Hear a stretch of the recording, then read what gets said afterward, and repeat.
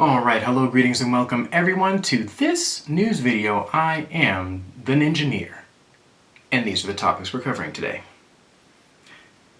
African startup focuses on rural women. Better numbers. Powerful rain. Energy demand could slow the transition to climate-conscious sources. The facts disagree. I ain't mad at ya. Honda is making EVs for China. Slate EV Truck. Structural batteries. Tailosive drives the track car. Tailosive rant. I interviewed with Drive the Lightning. Aptera is a 6 or 7 on the TRL guidelines. Autoline on Aptera. Let's get started.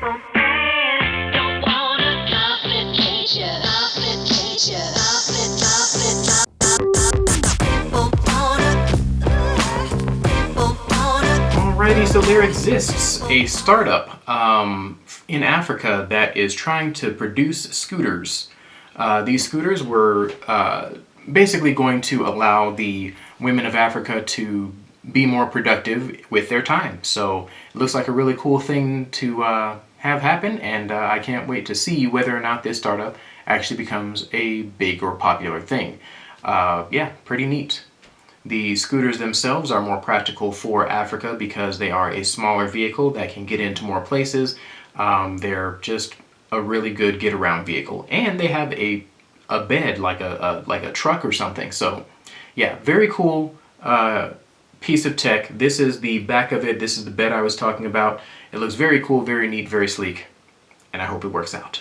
Tesla registration slumped by 15% in California, which is honestly a little bit sad to hear, but at the same time, I kind of understand that there are a lot of factors playing into that people talk about regularly. I'm not going to get into it here because I've already talked about it once or twice, but more or less, Tesla sales are showing the people's angst and the supply issues and whatever else is going on in Tesla. You can see the issues, closing down plants or whatever. You can see these issues in this number here. This is in stark contrast to the fact that global EV sales climbed by 29%, basically powered by China and Europe. China and Europe are producing the vehicles that Tesla is not selling. Yeah, basically they have increased their production and kind of helped expand the market globally. The U.S. is kind of slacking behind, like at 12 or 13% or something like that with their EV growth. But even with that, even with all of the factors fighting against electric vehicles in America, they are still growing and they are still surpassing the growth of pretty much any other type of vehicle at the moment. Shocking simplicity. Scientists turn falling rain into renewable energy. So there is an effect called the plug flow effect, which you can see here. It is a simple model of the velocity profile of a liquid flowing in a pipe. Basically, they use liquid flowing through pipes to produce electricity with this new technology.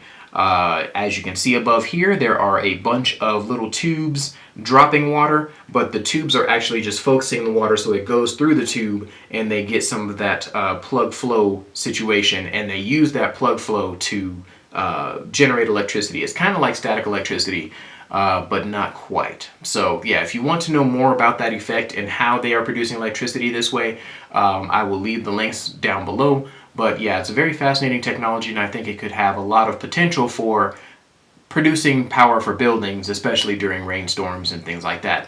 Power outages might no longer be much of an issue during heavy storms because the storms are actually producing the electricity for the buildings as well. So very interesting thought process and a cool technology that I hope takes off.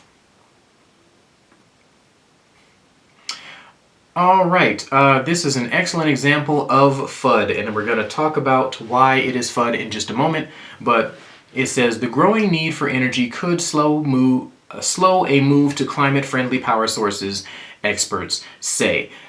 Now, I don't know who these experts are. I did not actually read through the entirety of the article, but just the title alone is reason enough for me to think that they have an agenda.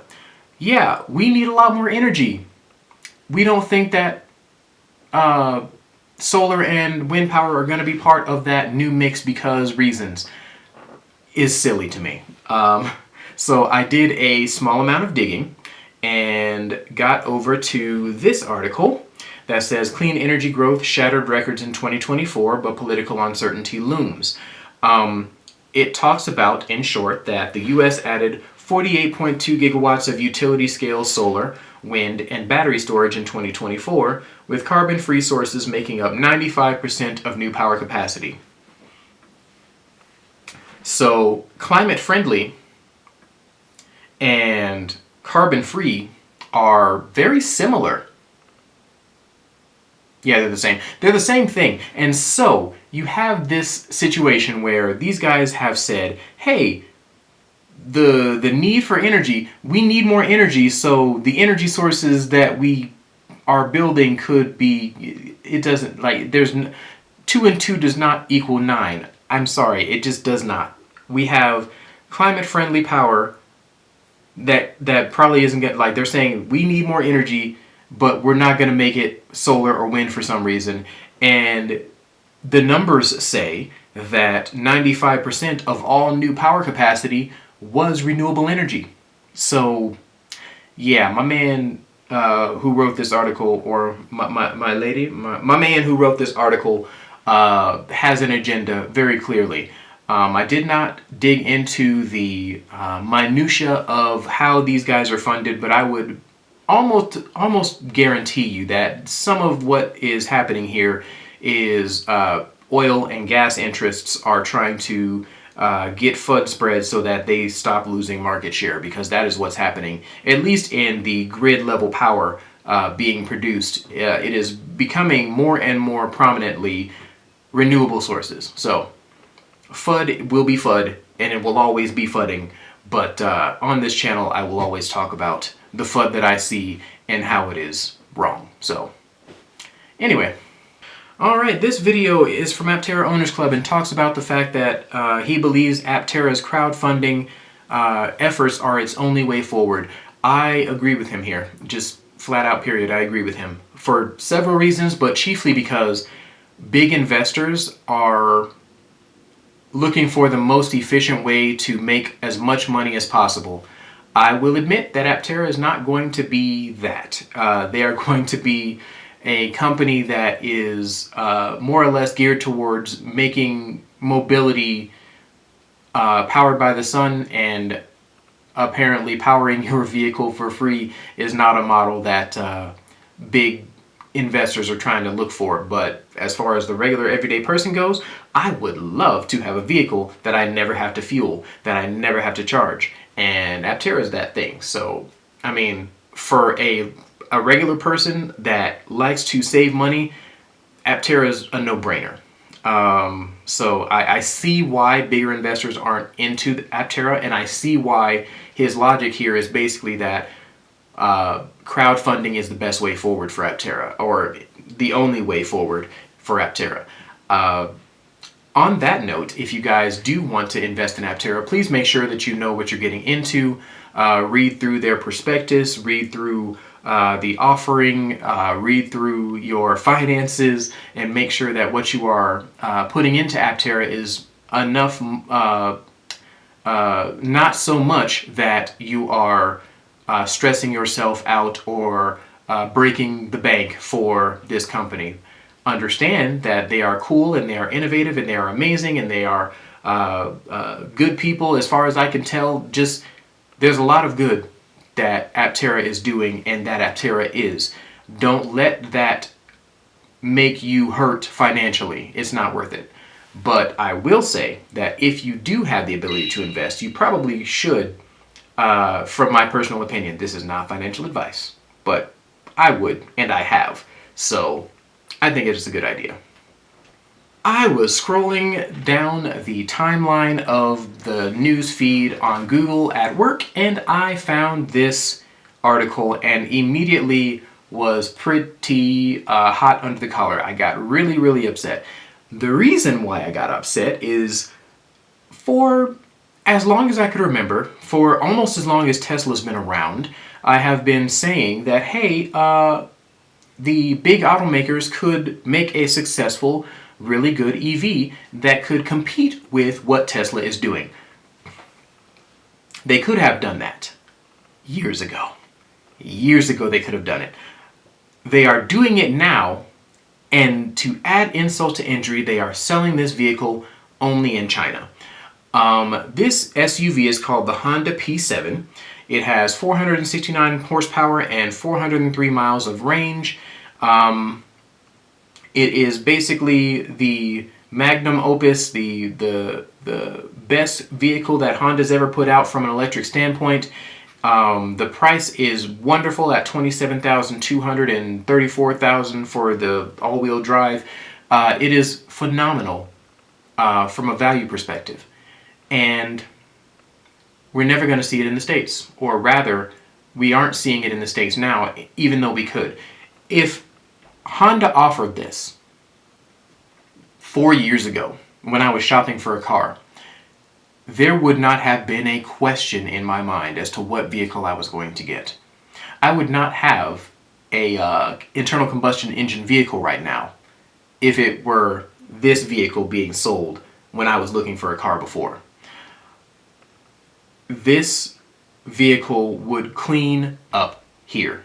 It would clean up. There would be no other competition that could stand on the same ground as this vehicle. And I don't know, I guess it just bothers me that it's not going to end up in the United States and that they have done this when they could have done it many, many years ago with the technology that existed before. Just my gripe session. Honda is a remarkable company. They are able to do pretty much anything they put their mind to, but they decided to not put their mind toward the future until the future is, very nearly about to pass them by. With this vehicle by itself, if they were to sell just this vehicle in America, they would be fine as a company in America for the foreseeable future. In Japan for the foreseeable future. In Europe for the foreseeable future. They would be solid. Like, nobody can touch this right now. Anyway, I'm going to leave that there. Fantastic vehicle, fantastic value, fantastic range, fantastic power. Not in America. But on an America note, there is a vehicle that was funded by this Jeff Bezos fellow. We share a name, but probably none of the morals. But yeah, he backed this vehicle company called Slate. I don't necessarily have a problem with Jeff Bezos as a person, from a business perspective, because he has funded one of my favorite EV vehicle companies right now. EV companies right now, and he looks like he is trying to fund another potentially promising one. So, from a business acumen standpoint, he's pretty neat. Anyway, this vehicle is called the Slate. They are going to reveal it on Thursday, but they have seen this vehicle roving around the roads with a camper thing on the back and a fake company basically marketing materials on it. So basically they put this vehicle together and they're just sitting it in places, and they're going to reveal it as of this recording tomorrow. So I'm looking forward to seeing what they got. And structural batteries. They've gotten a lot better in recent memory, in recent history, and there are companies that are making them 10 times stronger, slightly more energy dense, and all that kind of stuff. This is the kind of stuff that I believe will make it into like a structural, like a body structure or a undercarriage structure for a vehicle, and make the vehicle lighter and more efficient and things of that nature. Holy biscuits. I believe that a structural battery is going to be the key to making transportation more interesting, and more efficient and more fun and more, just more. Structural batteries, As far as repairs go, there's not enough information out for me to know, but if they make like the body panels or something out of their battery, like if they make the battery the body, then that would be very intriguing from a weight perspective, but not necessarily from a repairability perspective. I don't know enough about the repairability, and I want to know more than what they have shared about how they are going to repair these things, or if they need to be repaired if some damage happens to them or that kind of thing. Because, yeah, I do know that in the case of solar panels, you can wire them in such a way that even if they are damaged, they can still produce energy. And I'm wondering if they can do that same thing to a structural battery. But anyway, long story short, it's a very interesting technology that I expect to be pretty cool. The channel that I'm talking about here with, the channel that I'm showing you guys here is Undecided with Matt Farrell. He is a very fact-based, very interesting, very intelligent individual who puts together really good videos. So if you haven't checked this out already, I would suggest checking it out in full because it is just really cool. Alrighty, so Aptera was driven by Tailosive, and I was super jealous and super excited for him to get this experience, this exposure to the vehicle, and to get his inputs and thoughts on the matter. Yeah. Long story short, it was a good video, it was a very fun video, it was a very informative video, and I would suggest you check it out. Alright, Tailosive also did a rant about how people are kind of downing on Aptera's progress and things like that, and the context of their funding and what have you. So it's just, there's a lot going on right now. There are a lot of people... Sorry, there was dust in the way. There's a lot of people trying to discount or push down the Aptera brand for whatever reasons. Maybe they, felt angry or burned or something by Aptera for some reason. Maybe they are impatient for it to come out. Maybe, there's a lot of reasons why people are down on Aptera right now. But this is the closest they have ever been, and they're only getting closer by the day. I suspect that as this funding round continues and as they continue to get more and better funding, they will be in a position that allows them to get into production very, very soon. In my opinion, that cannot be soon enough, but I am personally patient enough to wait for this vehicle because once it comes out, it is going to change the foundation of everything we know about transportation in general. So just be patient. It's okay. It's gonna happen. All right. I did an interview with Chad from Drive the Lightning. It was a very fun interview. It was one of those situations where I enjoyed it very much to the point where I was like kind of sad it was over. I'm like, oh, we could have talked a little more. But yeah, so very fun interview, very good questions.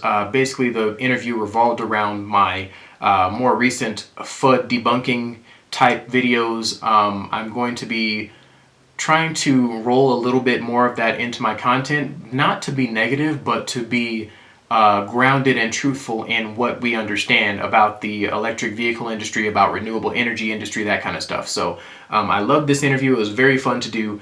Check it out if you haven't already.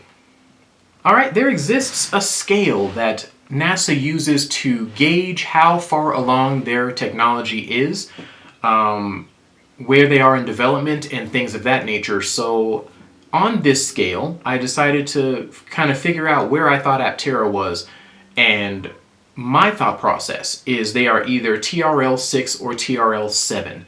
The reason why I think this is because it says system prototype demonstration, and in a space environment. This is not a space environment, this is a regular Earth environment, but Aptera is testing and demonstrating their technology in the real world right now.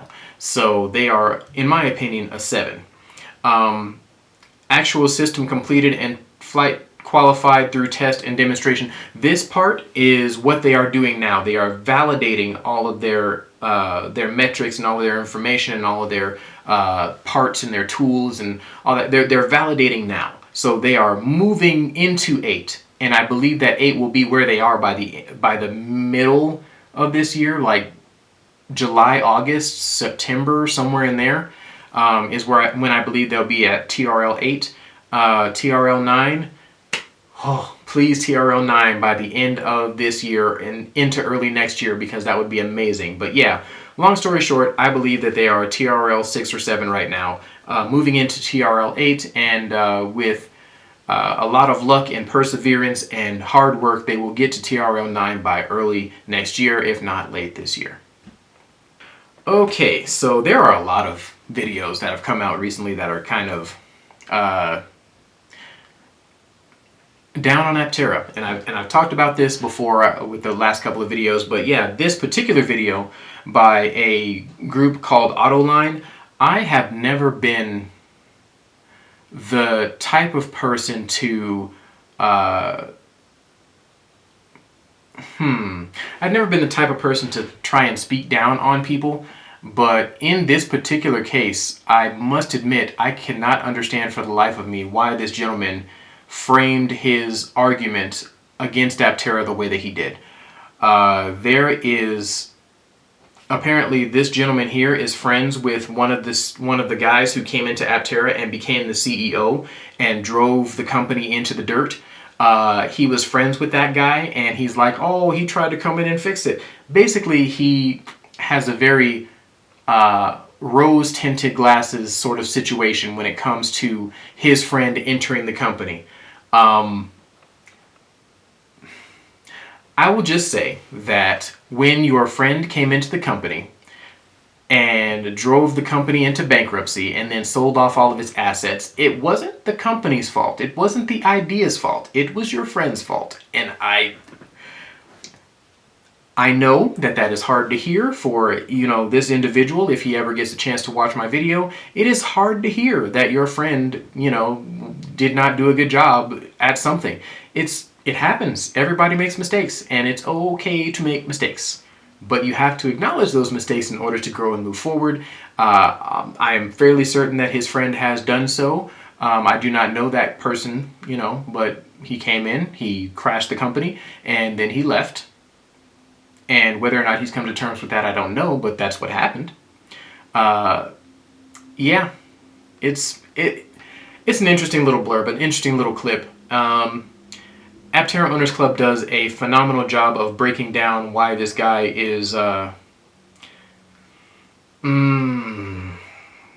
probably very emotionally vested in the situation. So yeah, check that video out. I'll keep that video in the description as well. But yeah, that'll be it for this video. Thank you guys so much for watching. I am the Ninjaneer. If you have any sort of questions or comments, please put them down in the comments section. Please do the YouTubey things, the liking, the subscribing, and all that kind of jazz. And I'll catch you guys next time.